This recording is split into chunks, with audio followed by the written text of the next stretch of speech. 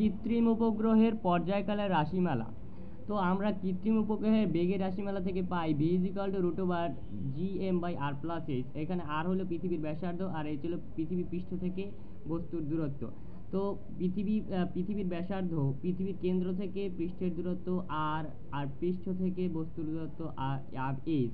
তাহলে কেন্দ্র থেকে পৃথিবীর দূরত্ব r+h। তো আমরা জানি পর্যায়কাল t = 2π/ω।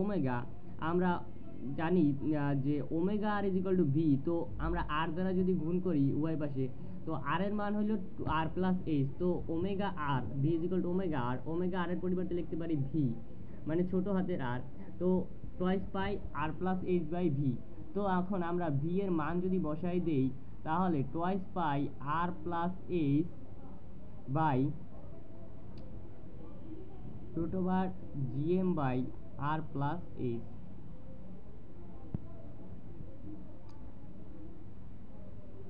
এখান থেকে আমরা লিখতে পারি 2π r+h। এই r+h এর উপরে যেহেতু রুট আছে আর gm এর উপরে যেহেতু রুট আছে, এটা যদি উল্টাই দেই, উপরে r+h আর নিচে √gm,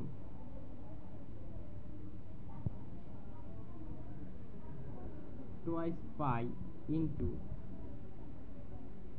r+h। r+h কে আমরা লিখতে পারি √r+h এর হোল স্কয়ার ইন্টু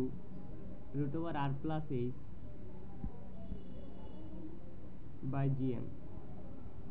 তাহলে এখান থেকে লিখতে পারি 2π √r+h এর পাওয়ার 2, h এর পাওয়ার 1। তাহলে লিখতে পারি √r+h এর whole cube by gm। t = 2π √r+h এর হোল কিউব বাই gm। এটাই কৃত্রিম উপগ্রহের পর্যায়কালের রাশিমালা।